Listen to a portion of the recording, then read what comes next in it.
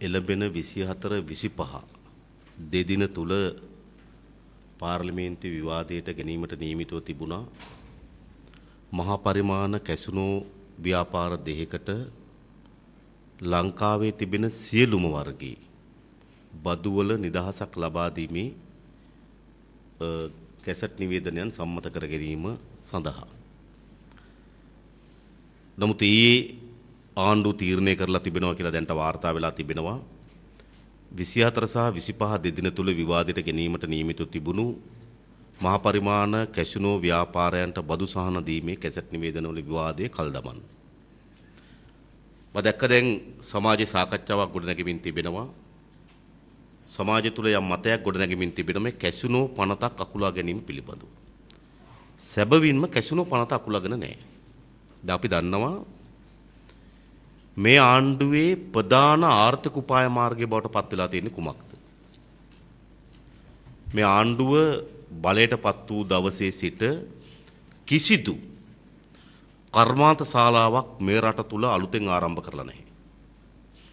අලුතෙන් කර්මාන්ත ශාලාවක් ආරම්භ කරලා නැතුවා පමණක් නොවේ තිබුණු කර්මාන්ත ශාලා ගණනාවක් වහලා දාන්න සිදු වෙලා තිබෙනවා. ඒ වගේම මේ ආණ්ඩුව කිසිදු බීජ පර්යේෂණ ආයතනයක් අලුතෙන් ගොඩනගලා නැහැ. ගොඩනගලා නැතුව විතරක් නොවේ තිබෙන බීජ පර්යේෂණ ආයතන නටබුන් බවට පත් කරලා තිබෙනවා. මේ ආණ්ඩුව අලුතෙන් කිසිදු බීජ ගොවිපලක් ආරම්භ කරලා නැහැ. ආරම්භ කරන ලද බීජ ගොවිපළවල වල පවා ගුවන් තොටුපළවල් ගැහිමි වමනාවෙන් තමයි මේ ආණ්ඩුව කටයුතු කරමින් තිබුණේ. ඒ වගේම තමයි අපේ රටේ කුෂිකර්මාන්තයට විශාල දායකත්වයක් සපයන වැව් පද්ධතියේ සැලසුම් බවට පත් වෙලා තිබුණේ සී ප්ලේන් බැස්සවීම සංචාරක ව්‍යාපාරයන් සඳහා බෝට්ටු සවාරි පැවැත්වීම. එනිසා ආණ්ඩුවේ ආර්ථික සැලැස්ම බවට පත් වෙලා තිබුණේ කුෂිකර්මාන්තය හෝ කර්මාන්ත හෝ පදනම් කරගත්තු නිෂ්පාදන ආර්ථික රටාවක් නොවේ.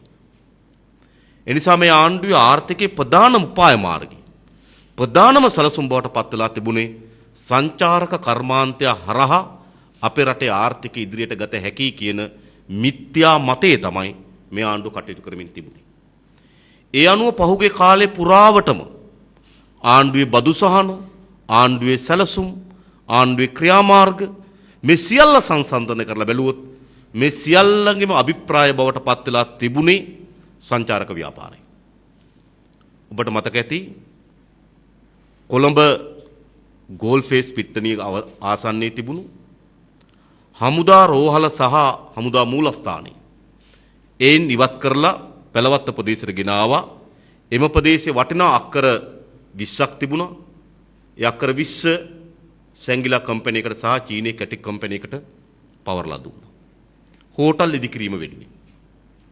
ඒ වගේම තමයි සාමාන්‍ය ජනතාව පදිංචි වී සිටි ප්‍රදේශවල එම ජනතාව එම පළාත් වලින් පළවා හැරලා හෝටල් ඉදිකිරීම වෙනුවෙන් එම ඉඩම් පවරා ගනු ලැබුවා. ඒ වගේම තමයි රටේ බෙරළාසන්න තීරය බැලුවොත් ආණ්ඩුවට සමීපයි ආණ්ඩුවේ පවුලේ හිතවත් කණ්ඩායම් දක්වන පිරිස්. ඒ පිරිස් හෝටල් කර්මාන්තය වෙනුවෙන් මුළු වෙරළ තීරෙම බිලි අරගෙන තිබෙනවා. ඒ වගේම අපේ රටේ තිබුණු වැව් පද්ධතිය සංචාරක ව්‍යාපාරයේ වර්ධනය වෙනුවෙන් සී ප්ලේන් බැස්සවීමටත් ඒ වගේම සංචාරක බෝට්ටු ව්‍යාපාර වෙනුවෙන් බදු දෙන්න කැබිනට් පත්‍රිකා සම්මත කරලා තිබෙනවා වගේම පුවත්පත්වල දැන්වීම් දාලා ප්‍රකාශයට පත් කරලා තිබෙනවා. ඒ වගේම ලංකාවේ පිටි සියලුම වැව් තාවුල්වල ප්‍රධානතම වැව් තාවුල්වල විශාල ප්‍රමාණයක අද හෝටල් ඉදිකිරීමෙන් පවතිනවා. කලාවැවේ ඉස්මත්තේ හෝටලයක් ඉදිකිරීමෙන් තිබෙනවා. නාච්චදුව වැවේ ඉස්මත්තේ හෝටලයක් ඉදිකිරීමෙන් තිබෙනවා. මින්නේරි වැවේ ඉස්මත්තේ හෝටලයක් ඉදිකිරීමෙන් තිබෙනවා. පරාක්‍රම සමුද්‍රයේ ඉස්මත්තේ හෝටලේ පුළුල් කරමින් තිබෙනවා. තිබුණු හෝටලේ ඒක පුළුල් කරමින් තිබෙනවා. ඒ වගේම තබ්බෝව වැව් ඉස්මත්තේ හෝටලයක් ඉදිකිරීමෙන් තිබෙනවා. ඒ නිසා ලංකාවේ වැව් පද්ධතියත් මේ සංචාර කර්මාන්ත වෙනුවෙන් බිලි දෙමින් තිබුණා. ඒ නිසා ආණ්ඩුවේ ආර්ථික උපාය මාර්ග බවට පත් වෙලා තිබුණේ සංචාරක ව්‍යාපාරය. ඒ වෙනුවෙන් තමයි බදු සහන, ඒ වෙනුවෙන් තමයි යටිතල පහසුකම්, ඒ වෙනුවෙන් තමයි හෝටල් පද්ධති ඉදිකිරීම, ඒ වෙනුවෙන් තමයි වැව් පද්ධතිය සංචාරක ව්‍යාපාරය ප්‍රවර්ධනය වෙනුවෙන් බිලි දෙන්න සූදානම් කරලා තිබුණේ. ආණ්ඩුව 2010 අයවැය ලේඛන ඉදිරිපත් කරමින් මහින්ද රාජපක්ෂ මුදල් අමාත්‍යවරයා පාර්ලිමේන්තුවේදී කියනවා 2016 වෙනකොට සංචාරකයන් ලක්ෂ 25ක් ගෙන ඒම තමන්ගේ එකම අභිප්‍රාය කියනවා. ලක්ෂ 25ක් ගෙනින්. අපේ රටේ ජනගහනය කෝටි 2යි ලක්ෂ 200යි. ලක්ෂ 25ක් කියලා කියන අපේ රටේ ජනගහනයෙන් 8න් පංගුවක් සංචාරක ව්‍යාපාරයක් හැටියට ප්‍රවර්ධනය කිරීම ආණ්ඩු ඉලක්කයක් බවට පත් වෙලා තිබෙනවා. හැබැයි ලෝකේ සංචාරක ව්‍යාපාරයේ වර්ධනයන් දෙස, එහි වෙළඳපොළ දෙස, එහි අවශ්‍යතාවයන් ලෙස සලකා බලනකොට ලෝකේ සංචාරක ව්‍යාපාරයෙන් 7කට 8කට ආසන්න ප්‍රමාණයක් තමයි නටබුන් නැරඹීම, සතුන් නැරඹීම, ඓතිහාසික ස්ථාන නැරඹීම, තොරතුරු එක්රැස් කිරීම ආදී කරුණු වලට සංචාරක ව්‍යාපාරයෙන් ගෙන්නේ 8කට ආසන්න ප්‍රමාණයක් ලෝකේ සංචාර කරන පිරිස් වලින්.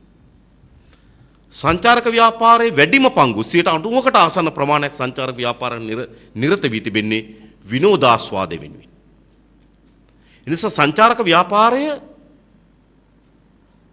නටබුන්, ඓතිහාසික සිද්ධස්ථාන, වනපියස, සතුන් ඒවා හරහා සංචාරක ව්‍යාපාරයක් ඉදිරියට ගෙන යන්න අපේක්ෂා කරනවා. එහෙම කරන්න බෑ. ඒවා ඉතාමත් සොච්චම් ප්‍රමාණයක තිබෙනවා.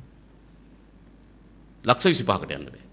එනිසා ආණ්ඩුව තමන්ගේ උපාය මාර්ග සංචාරක ව්‍යාපාරය නිසාම ආණ්ඩුවට සිද්ධ වෙලා තිබෙන්නේ විනෝදාස්වාදයේ සැපයීම වෙනුවෙන් දොරටු විවෘත කරන්න. ඒ වෙනුවෙන් තමයි තංගල්ල ප්‍රදේශයේ පැවතිච්ච සංචාරක ප්‍රවර්ධන අධිකාරී සාකච්ඡාවකදී ඉතා පැහැදිලි ලෙස එහි අධ්‍යක්ෂ ජනරාල්වරයා එක මොහොතකදී ප්‍රකාශයට පත් කරලා තිබුණා ලංකාවේ සංචාරක ව්‍යාපාරයේ හිර වෙලා තැනින් ගොඩ එන්න නම් හිර වෙලා තියෙන තැනින් ගොඩ එන්නේ නම් නිර්වස්ත්‍ර සංචාරක ව්‍යාපාරයන්ට අවශ්‍ය වෙන ඉඩකඩ දොරටු විවෘත කිරීමෙන් තොරව මේ සංවර්ධන ඉස්සරහට ගන්න බෑ කියලා. ඒ නිසා විශේෂයෙන්ම ආණ්ඩුවේ ප්‍රධානතම සැලසුම් බවට පත් වෙලා තිබුණේ සංචාරක ව්‍යාපාරයේ ප්‍රවර්ධනය කිරීම සඳහා කොහොමද සැලසුම්? ඒ වෙනුවෙන් කතිකාවතක් තිබුණා නිර්වත් විරල තීරයන් නම් කිරීම, විශේෂයෙන්ම කළුතර බෝධි ආසන්නයේ තිබෙන කැලිඩෝ විරල තීරයේ නිර්වස්ත්‍ර විරල තීරයක් ලෙස නම් කරන්න සූදානම් කරලා තිබුණා. ඔබ හිතන්න කළුතර බෝධියට ආසන්නයේ තිබෙන විරල තීරයේ නිර්වස්ත්‍ර විරල තීරයක් හැටියට නම් කරන්න ආණ්ඩුවේ යෝජනාවන් තිබුණා. වෙලාවට තමයි අපේ හාමුදුරන් වහන්සේලාට අතට වටාපතක් දීලා තිබෙන්නේ. අතේ වටාපත තිබෙන නිසා කළුතර බෝධිය ගාවට යන්න පුළුවන් ඒ නිර්වස්ත්‍ර විරල තීරයේ ආසන්නයේ. ඒ විදිහට ආණ්ඩුවේ සැලසුම් බවට පත් කරමින් තිබුණේ මේ සංචාරක ව්‍යාපාරය හරහා මේ රටේ ආර්ථිකය ගොඩ ගන්න පුළුවන් කියලා. ඒ අනුව තමයි කැසිනෝ පනත ආණ්ඩුව සම්මත කරේ 2010 නොවැම්බර් මාසේ 10 වෙනිදා. මේ තියෙන්නේ කැසිනෝ පනත මේක. දැන් මේ කියනෝනේ මේ පනත අයින් කරගත්ත කියලා මම දැක්ක ගොඩක් පුවත්පත්වල මේ ශීර්ෂ පාට ලියලා තිබුණේ මේ කැසිනෝ පනත ඉවත් කරගෙන. නෑ පනත ඉවත් කරගෙන නෑ. මේ කැසිනෝ පනත පාර්ලිමේන්තුව සම්මත කරගත්තේ 2010 නොවැම්බර් මාසේ 10 වෙනිදා. ඒ කැසිනෝ පනත සම්මත කර ගැනීමේදී විශේෂයෙන්ම එම කැසිනෝ පනත වෙනුවෙන් අපි ඡන්ද විමසීමක් ඉල්ලා සිටියා. මේ හැන්සාඩ් වාර්තාවේ ඡන්ද විමසීම ලබා දීපු ආකාරය. ඒ ඡන්ද විමසීමේදී ආණ්ඩුව නියෝජනය කරපු සියලු දේශපාලන පක්ෂ ආණ්ඩුව ඇතුලේ ඉන්න සියලුම දේශපාලන පක්ෂ එම කැසිනෝ පනත වෙනුවෙන් ඡන්ද ලබා දීලා තිබුණා. මේ කැසිනෝ පනත සම්මත කරේ මේ මොහොතේ ආණ්ඩුව නියෝජනය කරමින් තිබෙන සියලුම දේශපාලන පක්ෂවල එකඟතාවය සහිතව ඒ ඡන්ද විමසුවේ නමින් නමට නම විමසමින් මේකේ නම් සහිතව හැන්සාඩ් ගත වෙලා තිනවා මේ කැසිනෝ පනත සම්මත කරගෙන පාර්ලිමේන්තුවේ කවුද ඡන්ද දුන්නේ කියලා. එදා මේ පනතට විරුද්ධව පාර්ලිමේන්තුවේ ඡන්ද දීලා තිබුණේ മന്ത്രിවරුන් 33 දෙනෙක් විතරයි. ජනතා විමුක්ති පෙරමුණ අපි නියෝජනය කරන ප්‍රජාතන්ත්‍රවාදී ජාතික සන්ධානයත් ඒ වගේම විපක්ෂයේ තවත් දේශපාලන පක්ෂයකුත් පමණයි මෙම කැසිනෝ පනත සම්මත කිරීමට විරුද්ධව ඡන්ද දුන්නේ. ඒ නිසා දැන් මහින්ද රාජපක්ෂ මහත්මයාගේ දේශප්‍රේමී දේශ හිතයිසි ස්වදේශීය ජනයාගේ ඇඟ කුළු ගන්නවන ආණ්ඩුව 2010 නොවැම්බර් මාසේ 10 වෙනිදා මේ කැසිනෝ පනත සම්මත කරගත්තා. එහෙනම් මේ ගැසට් නිවේදන මොනවද? ඊට පස්සේ කැසිනෝ පනත සම්මත කරගත්තට පසුව ඊට අනුව සැලසුම් දියත් කරමින් තිබුණා. එදා අපි පාර්ලිමේන්තුවේ මෙම විවාදයට සහභාගී වෙමින් මෙම කැසිනෝ පනතේ තිබෙන අනතුරත් මේ කැසිනෝ පනත සම්මත කර ගැනීමෙන් ආණ්ඩුව දිගහරින්න හදන මාවතත් මේ කැසිනෝ පනත සම්මත කර ගැනීම හරහා ආණ්ඩුව අපේ රටේ ආර්ථික උපාය මාර්ගයේ දිශානතිය තෝරලා තිබෙන මාවතත් මෙම කැසිනෝ කියන්නේ සූදුව ගණිකාව සහ මත්ද්‍රව්‍ය රටේ ආර්ථික පාදඩ කරන්නට ලක් කරන ව්‍යායාමයක් කියන එක අපි පාර්ලිමේන්තුවේදී මේ පිළිබඳ විවාදයට සහභාගී වෙලා මැනවින් පැහැදිලි කරලා ඔප්පු කරලා දීලා තිබුණා. අනතුරු ආණ්ඩුව විශාල කසුකුසුවක් ගියා. ප්‍රධාන කැසිනෝ ශාලා දෙකක් පිළිබඳව විශේෂයෙන්ම ඩී.ආර්. විජේවර්ධන මාවතේ කැසිනෝ ව්‍යාපාරිකු ඒ වගේම ග්ලේනිවීදී කැසිනෝ ව්‍යාපාරිකුට බදු සහන දීම පිළිබඳව. ඒ බදු සහන දීම පිළිබඳ සාකච්ඡාවක් යන වෙලාවේ අපිට මුදල් අමාත්‍යාංශයෙන් ඉතා වැදගත් තොරතුරු ගණනාවක් ලැබුණා.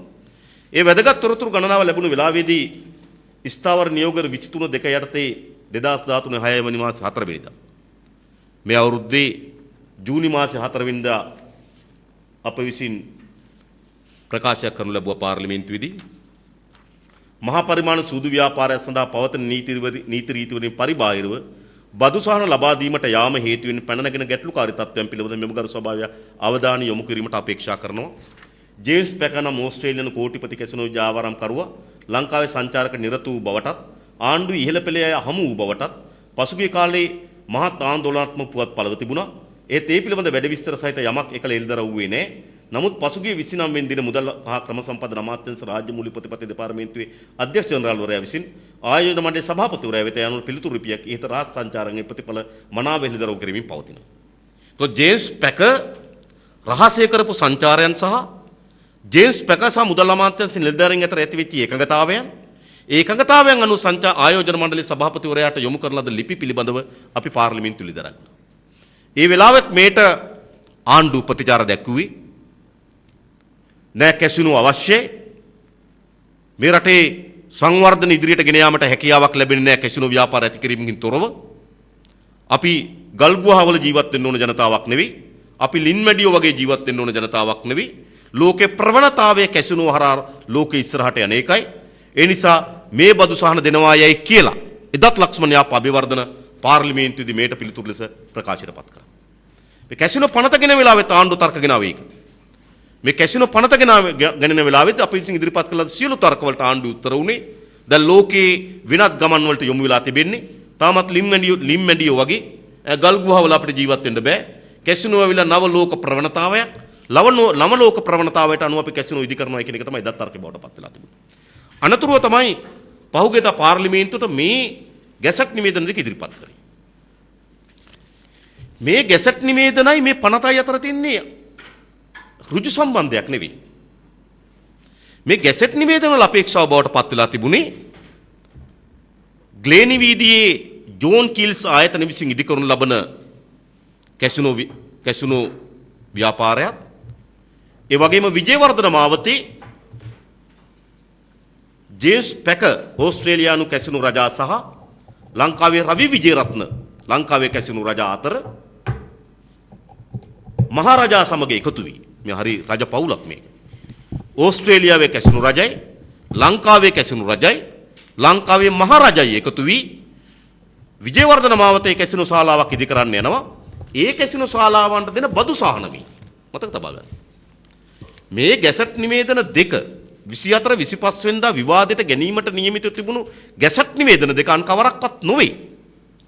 ඒ ගැසට් නිවේදන දෙක තමයි මෙම කැසිනෝ ව්‍යාපාරයන් සඳහා සියලු බදු සහන ලබා දීම සඳහා වූ නිවේදන දෙක. දැන් ආණ්ඩුව తాවකාලිකව පසුපසට අරන් තිබෙන්නේ කුමක්ද? කැසිනෝ නෙවෙයි මතක තබා ගන්න. ආණ්ඩුව తాවකාලිකව පසුපසට අරන් තිබෙන්නේ මේ බදු සහන ගැසට් නිවේදන දෙක. එනිසාම විශේෂයෙන් මාධ්‍යවේදීන් ඔබගෙන් ඉල්ලා සිටිනවා කැසිනෝ පනත අකුලගෙන නැහැ ආණ්ඩුව. කැසිනෝ වමනාව ආණ්ඩුව අකුලගෙන නැහැ. කැසිනෝ පිළිබඳව තිබෙන ආණ්ඩුවේ ස්ථාවරය සංචාරක ව්‍යාපාර ගොඩනැගීම වෙනුවෙන් කැසිනෝ වලින් තිබෙන දායකත්වය එය පසුපසට අරගෙන නැහැ ආණ්ඩුව. ආණ්ඩුව తాවකාලිකව පසුපසට අරගෙන තිබෙන්නේ මේ ගැසට් නිවේදන දෙක. මේ ගැසට් නිවේදන දෙක ඉදිරිපත් කරපු වෙලාවෙත් අපි සමහර රූපවාහිනී සංවාදවලදී මේ ගැසට් නිවේදන දෙක ඉදිරිපත් කරමින් අපි කරුණු ඉදිරිපත් කරා. මාධ්‍ය සාකච්ඡා හරහා කරුණු ඉදිරිපත් කරා. ඒ මොහොතේදී ආණ්ඩුව ඉදිරිපත් කරපු තර්කය මොකද්ද? නෑ ලොකු ආයෝජනයක් ඉන්නේ. ජේම්ස් පැක මදක ඊයේ පුවත්පත්වල වාර්තා කළා තිබුණා ඩොලර් මිලියන 400කට ආසන්න මුදලක් අරගෙන එනවායි කියලා. ජේම්ස් පැක ඩොලර් මිලියන 400ක් අරගෙන එනවා මේ කැසිනෝ ශාලාව ඉදි කිරීම වෙනුවෙන්. ජෝන් කීල්ස්ලාත් ඒ වගේම ලොකු ආයෝජනයක් දානවා. එවැනි ලොකු ආයෝජනයක් ගෙනීම රටේ සංවර්ධනයට හරීම හිතකරයි. රටේ ඉදිරි ආර්ථික රඳාපවතින එවැනි ආයෝජනයක මත පමණයි. ඒ නිසා ජේම්ස් පැක ඩොලර් මිලියන 400ක් අරගෙන එනවනම් ඒකට අකුල් හෙලීම දේශද්‍රෝහී ක්‍රියාවක් ලෙස තමයි ලක්ෂ්මන් යාපා අබේවර්ධනත් ආණ්ඩුවේ බලවත් බොහෝ උදවියත් කරුණු ඉදිරිපත් කරනු ලැබුවා. හැබැයි ඒ වෙලාවෙත් අපි පෙන්වා දී සිටියා එක පැත්තකින් කැසිනෝ වලට අවශ්‍ය වෙන නීතිගත තත්ත්වයක් නිර්මාණය කිරීම වෙනුවෙන් පනත සම්මත කරා. ඊළඟ කැසිනෝ වලට බදු සහන ලබා දෙනවා. මේ දෙකම වැරදි කියන ස්ථාවරය අපි ඉදිරිපත් කරා. අප පමණක් නොවේ මේ රටේ ආගමික ස්වාමින් වහන්සේලා පූජකතුමල්ලා ඔවුන් මේ වෙනුවෙන් හඬක් නැගුවා. ඒ වගේම ආණ්ඩුව ඇතුළත යම් පාර්ශවයන් ඔවුන් කැසිනෝ පනත සම්මත කරගන්න ඡන්දෙ දුන්නට අඩුම තරමේ කැසිනෝ පනත සම්මත කර ගැනීම සඳහා ඡන්දේ දීමේ පව්කමා කර ගැනීමේ අර්ථයෙන් හෝ එකත් හොඳයි නඩුම තරමේනි. ඒ අර්ථයෙන් හෝ මේ පනත් වලට විරුද්ධ වුන් යම් ප්‍රකාශ කරලා තිබුණා. ඒ වගේම ජනතාවගේ විශාල විරෝධයක් පැන නගින් තිබුණා. මෙන්න මේ විරෝධය සමනය කර ගැනීමේ අටියෙන් තමයි මේ తాවකාලිකව පසුපසට අරගෙන තිබෙන්නේ. මේක නිකන් පැස්බරා සැඟවෙන්න වැල්ල අස්සේ ඔළුව ගහ ගන්නවා වගේ සියලු ශරීරයේ එළිය තබාගෙන පැස්බරා වැල්ල අස්සේ ඔළුව ගහගෙන කියන අපි හැංගුණා කියලා. දැන් ආණ්ඩුවත් කරලා තිබෙන්නේ මේ වැඩේ. මේ බදු සහන ගැසට් නිවේදන දෙක తాවකාලිකව අකුලාගෙන රට තුල චිත්‍රයක් හදන්න ගොඩනගනවා අපි කැසිනෝ අකුලගත්තා කියලා. නෑ කැසිනෝ පනත එහෙමම තිබෙනවා. කැසිනෝ සඳහා වූ ආණ්ඩුවේ ආර්ථික උපාය මාර්ගය එහෙමම තිබෙනවා. මේ බදු සහන දෙක පමණයි తాවකාලිකව අකුලගෙන තිබෙන්නේ. ඒ නිසා අපේ ස්ථාවරය හරි පැහැදිලි. මේ බදු සහන తాවකාලිකව නෙවෙයි ස්ථීර වශයෙන් අකුලගත යුතුයි. මම දැක්ක සමහර ආණ්ඩුවේ ඉන්න දේශප්‍රේමියයි මීට කලින් නම් අප්පා මොකක් හරි ප්‍රශ්නයක් අහපුවාම දේශප්‍රේමී කැසපොට කවාගෙන බෙරියන් දෙමින් කෑ ගහමින් බඩ පිනුම් ගහමින් වේදිකාවේ කෑමොර දෙන්න උදවිය හොයා ගන්නවත් නැහැ. මේ දේශපාලන මණ්ඩලය රැස් වෙනවා. මම දැක අහලවත් නැහැ දේශපාලන මණ්ඩලයක් තියෙන බව. ඔයගොල්ලෝ මීට කලින් අහලා තියෙනවා මේ දේශපාලන මණ්ඩලයක් තිබුණු බව. දේශපාලන මණ්ඩලය රැස් වෙනවා මධ්‍යම කාර්ය සභාව රැස් වෙනවා මේකේ දිගපළල ගැඹුරු ඉතා හොඳින් අධ්‍යයනය කරනවා. අධ්‍යයනය කිරීමෙන් පමණයි අපි ප්‍රතිචාර දක්වන්නේ. මේ වගේ හතර බීරි කතා කියන්න පටන් අරගෙන තිබුණා. ඒ මොකද මේ වගේ හරියට එළිදරව් වෙනවා ඒ පුද්ගලයාගේ සහ ඒ පුද්ගලයන්ගේ දේශපාලන පැවැත්ම රඳා පවතින්නේ මහින්ද රාජපක්ෂ මහත්මයාගේ ස්නායු මහින්ද රාජපක්ෂ මහත්මයාගේ නාඩි වැටෙන ආකාරයට තමයි ඔහුගේ දේශපාලන නාඩි වැඩ කරන්නේ. ඒ නිසා ඔහුට කලින් අහුුනේ නැහැ මහින්ද රාජපක්ෂ මහත්තයාගේ නාඩි කොහොම වැඩ කරයිද කියලා. තර්ක ගොඩනගමින් ආපු විදිහට හිතුවේ ආණ්ඩුවේ නාඩි වැඩ කරන්නේ මේක 24 වෙනිදා 25 වෙනිදා සම්මත කරගැනීමම සඳහාම පමණයි.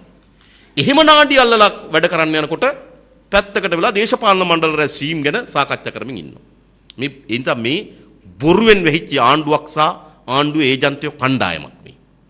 දැන් කල යුතු යන් කවරක්වත් නෙවෙයි. ගැසට් නිවේදන දෙක ස්ථීර ලෙස අකුල ගන්න ඕන.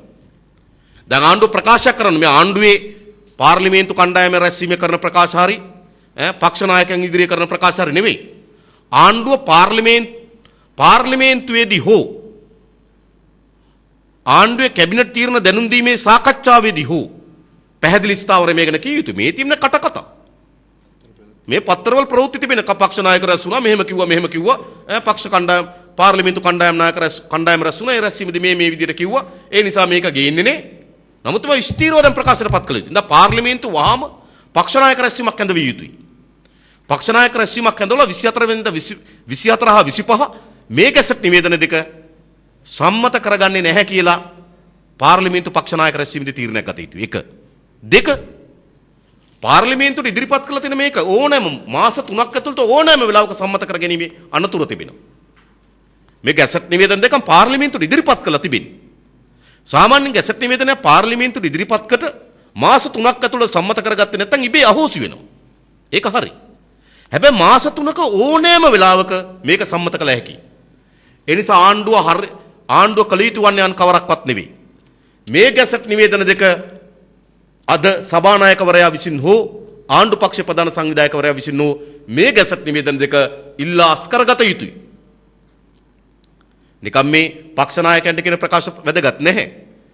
පාර්ලිමේන්තු මන්ත්‍රීවරු එකතු කරලා ඒගොල්ලන්ගේ කට්ටියත් එක්ක කරන සාකච්ඡා වැඩක් නැහැ. කරායයි කියන සාකච්ඡා වැඩක් නැහැ. අවශ්‍ය වී තිබෙන්නේ මේ ගැසට් නිවේදන දෙක පාර්ලිමේන්තුවේ න්‍යාය පුස්තකයෙන් ඉවත් කළ යුතුයි. පාර්ලිමේන්තුවට ඉවත් කරලා ඉදිරිපත් කළ තියෙනකින් ඉල්ලා අස්කරගත යුතුයි. එසේ ඉල්ලා අස්කර නොගන්න තාක්කල් ඉදිරි මාස 3 ඇතුළත ඕනෑම වෙලාවක මේ ගැසට් නිවේදන සම්මත වීමේ අනතුරු තිබෙනවා. මේක අවසන් විය යුත්තේ මේ නිවේදන දෙක ඉල්ලා අස්කර ගැනීමෙන් පමණයි. අනතුරු සාකච්ඡාව පැනනගෙන ගැසට් එක. හැබැයි ඇත්ත පනත තිබෙන්නේ කැසිනෝ. මේ තියෙන කැසිනෝ පනත. දැන් ඇත්ත ප්‍රශ්න තිබෙන්නේ මේ කැසිනෝ පනතත් එක්ක. එනිසා මේ කැසිනෝ පනත ඉල්ලා අස්කරගත යුතුයි ආණ්ඩුව. එදා ආණ්ඩුවේ മന്ത്രിවරු ආණ්ඩුව නියෝජනය කරන සියලු පක්ෂවල മന്ത്രിවරු නමින් නම විමසනකොට එකඟතාවය පළ කරපු මේ පනත හරහා තමයි අපේ රටේ මහා පරිමාණ කැසිනෝ වලට ඉඩකඩ විවෘත කරේ. මේ පනත හරහා තමයි ඍජුවම කැසිනෝ සඳහා ආණ්ඩුව ඇතුළත් වුණේ. කාට හරි තරක කරන්න පුළුවන් දැනුත් ගාලු පාරේ තියෙනව නේද ලිබර්ටි වට රෝමාර පැත්තේ මේ පැත්තේ තියෙනව නේද කියලා කාට හරි තරක කරන්න පුළුවන්. හැබැයි ඍජු ලෙසම ආණ්ඩුවේ ආර්ථික උපාය මාර්ගයක් එක්ක සම්බන්ධ වුණේ. ආණ්ඩුවේ ආර්ථික දැක්මක් එක්ක සම්බන්ධ වුණේ. ආණ්ඩුවේ නීති රාමුවක් එක්ක සම්බන්ධ කළේ මේ පනතේ. ඒ නිසා අපේ රටේ කැසිනෝ ඉවත් කිරීමට නම් මේ පනත ඉවත් කළ යුතුයි. ඇයි කැසිනෝ ඉවත් කළ යුතු වන්නේ? ඔබ තේරුම් ගන්න. කැසිනෝ කියන්නේ සූදුවක් විතරක් නෙවෙයි. කැසිනෝ එක අනිවාර්යයෙන්ම ගැට ගැහෙනවා මත්ද්‍රව්‍ය. ඔබ දන්නවා දැනුත් තියෙන කැසිනෝ ශාලාවකට ගියොත් කුඩා ටැබ්ලට් එකක් දෙනවා. රුපියල් 450ක් විතර වෙනවා. යන්න එපා. මම කියන්නේ අහලා බලන්න යන අයකි. මේ කුඩා ටැබ්ලට් එකක් දෙනවා. ඒක මත්ද්‍රව්‍ය. ඒතර කැසිනෝ මත්ද්‍රව්‍ය. ඊළඟ ගණිකාව. එනිසා කැසිනෝ කියලා කියන්නේ අපේ රටේ තවදුරටත් සූදුවක් විතරක් නෙවෙයි. ඒකයි මෙතන තියෙන ප්‍රශ්නේ. කැසිනෝ මත්ද්‍රව්‍ය ගණිකාව. කැසිනෝ ගහන්නේ කවුද? මම දැක ලක්ෂ්මණ අපේ ඒක කියලා තිබ්බා. ඒක හරි. ගම්වල අය කැසිනෝ ගහන්න යන්න බෑ. ඒක හරි. කැසිනෝ ගහන්නේ ඒගොල්ලෝ තමයි. ඒක හරි. මත්ද්‍රව්‍ය ගේන්නත් ඒගොල්ලෝ තමයි. හැබැයි කැසිනෝ ශාලාවේ ගම්වල අපේ දරුවන්ට ලැබෙන එකම ජොබ් එක මොකද්ද? දැන් ආණ්ඩුව කියන මේ කැසිනෝ ශාලා දෙක ඇති වුණාට පස්සේ මහා රැකියා අවස්ථා නිර්මාණය වෙනවා. මොකද අපේ ගම්වල තරුණියන්ට හැදෙන රැකියා අවස්ථා මොනවද? කැසිනෝ ශාලාවේ ගණිකා වෘත්තිය. එනිසා මේ සකස් කරමින් තිබෙන අපේ රටේ ආර්ථිකය මේ ඇති වී තිබෙන මහා ඛේදවාචකයි තවත් ඉස්සරහට ගෙන යමින් ආර්ථිකය මහා පාදඩ කරණයකට ලක් කරන සැලැස්මක් තමයි මේ කැසිනෝ ව්‍යාපාරය හරහා තිබෙන්නේ. කැසිනෝ එතනින් නතර වෙන්නේ නැහැ මතක තබා ගන්න. ඊළඟ ඔය කැසිනෝ ශාලාව ඇතුලේ තමයි දේශපාලන කුමන්ත්‍රණ දියත් වෙන්නේ. ඊළඟ ඔය කැසිනෝ ශාලාව සහ කැසිනෝ හිමියෝ ක්‍රමානුකූලව අපේ රටේ දේශපාලනට මැදිහත් වෙනවා. අදත් අපේ රටේ සමහර මාධ්‍ය ආයතන ගණනාවකට ඉවල්ලමින් ඉන්නවා කැසිනෝ ව්‍යාපාරිකයෝ. සමහර මාධ්‍ය අරගෙනත් තියෙන අපි දන්න විදිහට. කැසිනෝ ව්‍යාපාරිකයෝ. එනිසා ඔබේ වෘත්තියටත් ඔබේ ස්වාමියා බවට පත්විය හැක්කේ හෙට දිනේදී කැසිනෝ අයිතිකාරයෝ. ඊට පස්සේ රටේ දේශපාලන තීන්දුව කරන්නේ කවුද?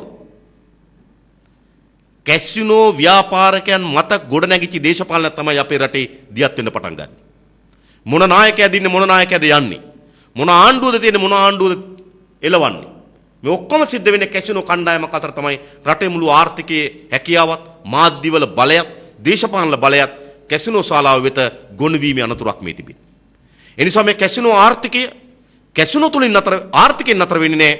එය කැසිනෝ දේශපාලනයක් දක්වා අපේ රට ගමන් කරනවා. ඒ නිසා මේ කැසිනෝ ව්‍යාපාරය මුළුමනින්ම ඉවත් කිරීම සඳහා නීති සම්පාදනය කළ යුත්තේ වෙනුවෙන්.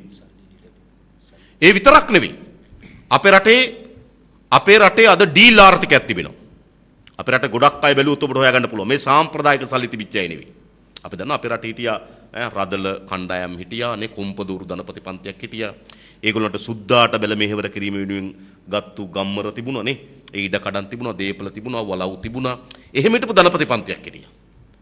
හැබැයි මෑත කාලේ රාජපක්ෂ මහත්තයාගේ ආණ්ඩුව යටතේ නව ධනපති පන්තියක් හැදිලා තිබෙනවා. ඒ අලුත් ධනපති පන්තිය තමයි ඩීල් ධනපති පන්තිය. ඩීල් ඒගොල්ලෝ කරන්නේ. කොළඹ නගරේ තියෙන ඉඩමක් හොයා ගන්නවා. කාට හරි විකුණන ඩීල් එකකට යනවා. එහෙම නැත්නම් කවුරු හරි ව්‍යාපාරිකයෙක් ගෙනා තඹ ටිකක් විකුණන්න අර යුද්ධ කාලේ කාලතුවක් වලට දාපු උණ්ඩ තිබෙන්නේ. ඒ උණ්ඩ වලින් ඉවත් කරලාද නේ ඒවා විකුණන්න කවුරු හරි ඩීල් කාරයෙක් ගේනවා. ඊට පස්සේ මුදලක් හොයා ගන්නවා. කොටස් වෙළඳ පොලේ ඩීල් කරනවා. ඩීල් කරලා මුදල් හොයා ගන්නවා. ඒ නිසා අද අපේ රටේ අලුත් ආර්ථික කල්ලියක් ගොඩනැගිලා තිබෙනවා. මුදල් බලය තිබෙන කල්ලියක් ගොඩනැගිලා තිබෙනවා. ඒ කල්ලිය සාම්ප්‍රදායික ධනපති පන්තිය නෙවෙයි. ඒ කල්ලිය සාම්ප්‍රදායිකව තමන්ගේ ව්‍යාපාර හරහා දේපල හරහා උපයා ගන්න ලද මුදල් සහිත පිරිසක් නෙවෙයි. අද අපේ රටේ ඉන්නවා කළු සල්ලි සහිත කළු ජාවාරම්කාර ඩීල් කණ්ඩායම. ඒ ඔක්කොම රාජකුමාරයාගේ වටේ ඉන්නේ. රාජකුමාරයාගේ වටේ පෙළ ගැහුණු නව කළු සල්ලි ජාවාරම්කාරයෝ කීප දෙනෙක් ඉන්නවා. දැන් මේ කැසිනෝ ව්‍යාපාරය හරහා මොකද කරන්න හදන්නේ? මේ කළු සල්ලි සුදු කර ගැනීම තමයි මෙතනත් එක අභිප්‍රාය බවට පත් වෙලා තිබෙන්නේ.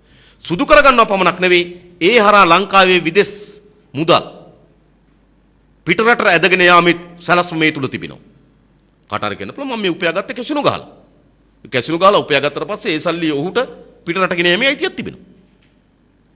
මොකද සංචාරකයෙක් කැසිනෝ ගහුවට පස්සේ එයා කැසිනෝ දාලා දිනුවොත් එයා ඩොලර් වලින් සල්ලි ටික ගෙනියනවා. ඉතින් ඒ හරහා මේ ගොඩනැගෙන නව ආණ්ඩුව හදාගත්තු කල්ලියක් ඉන්න ඔබ දන්නවා ඒ නම් ටික නම් 4.5 තියෙන ලංකාවේ. ලංකාවේ ඕනෑම ඩීල් එකක් ගත්තොත් ක්‍රිස් ගනුදෙනුව පිටිපස්සින් ඉන්නේ ඒගොල්ලෝ. සංගීලා ගනුදෙනුව පිටිපස්සින් ඉන්නේ ඒගොල්ලෝ. දෙරේවැවට එහා පැත්තේ තිබුණු රාජ්‍ය නීතික සංස්ථාවට අයිති ඉඩම අක්කර 8ක් ඉන්දියාවට විකිණීම පිටිපස්සින් ඉන්නේ ඩීල් කාරයෝ ටික. එල් පිස්ටන් එක ඉස්සරහා එල් පිස්ටන් එකේ ඉඳන් ටෙක්නිකල් හන්දිය දක්වා තිබුණ අක්කර 19 රූට් දෙකයි ඉඩම. ඒ ඉඩම විකිණීම පිටිපස්සින් ඉන්නේ මේ ඩීල් කාරයෝ. ඒ වගේම තමයි ලංකාවේ පුල්මුඩේ khනිජ වැලි තොගේ විකිණීම පිටිපස්සේ ඉන්නේ මේ ඩීල් කාරයෝ. ඒ නිසා ලංකාවේ ඩීල් කණ්ඩායමක් ඉන්නේ. මෙන්න මේ ඩීල් කණ්ඩායම උපයාගෙන තිබෙන අයිතු ධනය ඩීල් හරහා උපයාගෙන තිබුණු මහා පරිමාණ කළු සල්ලි විදේශ වෙත ගෙන යාමේ උවමනාවක් මේ කැසිනෝ ව්‍යාපාර තුල සැඟවිලා තිබෙනවා. ඒ නිසා මේ කැසිනෝ ව්‍යාපාරයේ හුදු ජේම්ස් පැකර්ගේ ව්‍යාපාරයක් පමණක්ම නෙවෙයි ආණ්ඩුවේ වෙනත් දේශපාලන උවමනාවන් ගණනාවක් ඉටු කර ගැනීම වෙනුවෙන් ආණ්ඩුවේ වෙනස් සුරතලුන් ගණනාවක් සන්තර්පණය කර ගැනීම වෙනුවෙන් ගොඩ නගන ලද ව්‍යාපෘතියක් හැටියට තමයි මේ ව්‍යාපෘතිය මින් තිබෙන්නේ. ඒ නිසා මේ ව්‍යාපෘතිය පරාජයට පත් කළ යුතුයි. తాවකාලිකව අකුලාගෙන තිබෙන එක ජයග්‍රහණයක්. ඒ වෙනුවෙන් මැදිහත් වෙච්ච සියලු දෙනාට ජනතා විමුක්ති පෙරමුණ ප්‍රාර්ශයෙන් අපි ස්තුති ප්‍රකාශ කරනවා. ඒ සියලු දෙනාට අපි ස්තුතිවන්ත වෙනවා. යම් කාර්යයක් මේ වෙනුවෙන් කරන්න හැම දෙනාටමත්. හැබැයි මේක මෙතනින් නතර කරන්න බෑ.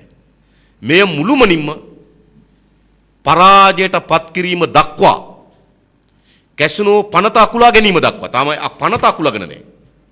පනත අකුලා ගැනීම දක්වා ඉදිරි ක්‍රියාමාර්ග වලට යා යුතුයි. ඒ වෙනුවෙන් ජනතා විමුක්ති පෙරමුණ ක්‍රියාමාර්ග ගණනාවක් සූදානම් කරලා තිබෙනවා ඉදිරියේදී.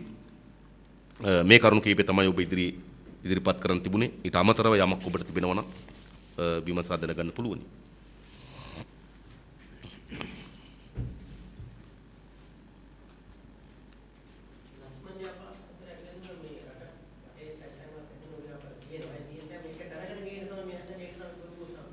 දැන් මේ පනත සම්මත කරනවත් ඔකනේ කිව්වේ.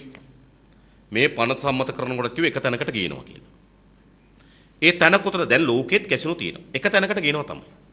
හැබැයි ලෝකේ එක තැන කියලා කියන්නේ ජනතාව නොගැවසෙන ජනාකීර්ණ නොවන ප්‍රදේශවල තමයි එක තැන ස්ථාපිත කරන්නේ. හැබැයි ලංකාවේ එක තැන මොකද්ද? කෝල්පේස් එක ඉදිරිපිට විජේවර්ධන මාවත තමයි ලංකාවේ එක තැන. ඒ වගේම තමයි සම්බෝධි විහාරයේ තියෙන්නේ එතන ඉඳන් මීටර 100කට ආසන්නයි නේ. එහා පැත්තේ විහාර ඔබ දකින්න ඔය තියෙන විහාරය. ඒ විහාරය ආසන්නයි. හරිද? ඒතර එක තැනකට ගෙනීමේ අරමුණ දැන් ජේම්ස් පැක කිව්වෝක තමයි. ජේම්ස් පැක ඇවිල්ලා කරපු පළවෙනි සාකච්ඡාවේදී කියපු එක තමයි. එයා $1 මිලියන 400 අරගෙන එන්න ලෑස්ති. හැබැයි එයාට කොළඹ නගරයට ප්‍රධාන ප්‍රවිෂ්ඨ දොරටුව ගාව කැසිනෝ ශාලාව වුණ කිව්වා. ඒක තමයි යාගේ ඉල්ලීම. අකෝ මට බෑ මේ කැලෑවලට කැසිනෝ දාන්න යන්න. ජේම්ස් පැක තමයි ඉල්ලුවේ කොළඹ නගරයට ප්‍රවිෂ්ඨ වෙන දොරටුව ආසන්නයි. එයාට ඕන ඉඩම කියලා. ඒ අනුව තමයි ලේක් හවුස් එක ඉදිරිපිට තිබෙන විජේවර්ධන මාවත ඉඩම දුන්නේ. ඔය ඉඩම UD එකේ රවි විජේවර්ධනට දීලා තියෙන්නේ. රවි විජේවර්ධන කියන අපේ රටේ කැසිනෝ හිමියෙක්. නාගරික සංවර්ධන අධිකාරියෙන් රවි විජේවර්ධන දීලා තියෙන කාර් පාක් එකක් කරන්න. ඒ කාර් පාක් එකේ ඉඩම තමයි දැන් මේ කැසිනෝ වලට පවරන්න හදන්නේ. ඒක තැන. ඒතර එක තැන කියලා කියනවනේ දාමු. එතනත් එක තැන නෙවෙයි. එහෙනම් ග්ලේනි වීඩියෝ කොහෙද තියෙන්නේ? දැන් මේ දෙවෙනි කොහෙද තියෙන්නේ? බස්නාහිර පළාතේ කොළඹ 2 ග්ලේනි වීදියේ සහ විනුසුරු අක්බාර් මාවතේ පිහිටි නිරවුල් හා බදු ඉඩමේ සුඛෝභෝගී හෝටලයකින්ද විවේකයේ විනෝදාස්වාදයේ මෙන්ම සූදු හා ඔට්ටු ඇල්ලීමේ පාසුකම් වලදී සමන්විත හෝටල් සංකීර්ණයක් ඉදි කරන්න. ඒතර දැන් රවි විජේ කවුද ලක්ෂ්මන් යාපා අබේවර්ධනට අනුව විජේවර්ධන මාවතත් එක තැන ග්ලේනි මාවතත් එක තැන දෙතැනම එක තැන වෙලා මේ ජනතාව රවට්ටන්න ජනතාවට වැරදි තොරතුරු අසත්‍ය කතා කරන ඇමතිවරු බවට පත් වෙලා තිබෙනවා. සාමාන්‍ය අපේ රටේ සම්ප්‍රදායක් තිබුණා. මිනිස්ටර් කෙනෙක් ඒක තමයි යට තිබුණේ කෙනෙක්. අමාත්‍යවරයෙක් යම් ප්‍රකාශයක් කරනකොට ඒක හරි ලංකා ඉතිහාසයේම තුනේ ඒක හරි වළංගුයි. අවල් ඇමතිවරයා කිව්වේ. ඒතර ඒවට තිබුණා මේ පිළිගැනීමක් තිබුණා. සමාජ වටිනාකම් තිබුණා. අද මේ අමාත්‍යවරු බොරු කියන අසත්‍ය කියන එක රැයින් වෙනස් කරන වාක්‍ය. එක රැයින් අනිත් පැත්තට වෙනස් දේවල් කියන නිකන් රූකඩ රැළක් බවට පත් වෙලා තිබුණා. මේක දැන් කියන්න පුළුවන් අලුත් තර්කයක් වුණා. අපේ පක්ෂය ඒකාධිපති පක්ෂයක් නෙවෙයි. අපේ ආණ්ඩුව කියලා කියන්නේ හරි ප්‍රජාතන්ත්‍රවාදී ආණ්ඩුවක්. ඒ නිසා මේ ආණ්ඩුවේ විවිධ අයට විවිධ මත දරන්න පුළුවන්. ඒ මත අනුව සාකච්ඡා කරලා අපිට තීරණයක් ගන්න පුළුවන්. ඒ නිසා මේ කැසිනෝ ගැසට් දෙක අකුලා ගැනීම ප්‍රජාතන්ත්‍රවාදී පැත්තෙන් දිනා ගැනීමක් කියලා කියන්න පුළුවන්. ජයග්‍රහණය. හරිද? ඔය වාගේ තර්ක වුණත් ඉදිරිපත් කරන්න බැරි අප්පලා නෙවෙයි මේ ඇමතිවරු. අම්මපා. හරිද? ඉතින් එහෙම අමාත්‍ය මණ්ඩලයක් තියෙන නිසා ඇත්තටම මේ අමාත්‍යවරු කියන ප්‍රකාශ කිසිදු වැදගත්මකට නැති විශ්වාසයක් නැති ප්‍රකාශ බවට අදපත් වෙලා තිබෙනවා. ඒක මම හිතන්නේ ලංකාවේ ඉතාමත් බරපතල ඛේදජනක තත්ත්වයක්.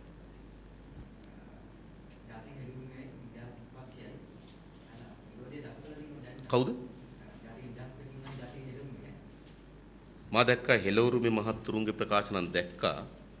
ඉතින් මල මේ පනත සම්මත කරගන්න ඡන්දය දුන්න කමක් නැහැ. මේකට හරි විරුද්ධ වෙන එක ලොකු දෙයක් නේ. අනිත් මහත්තයාගේ ප්‍රකාශ නම් මොකුත් දැක්කේ නැහැ. ඔව්.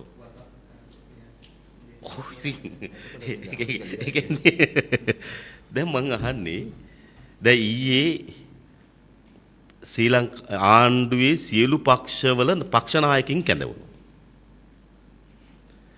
කැඳවලා සාකච්ඡාවක් කරනවා.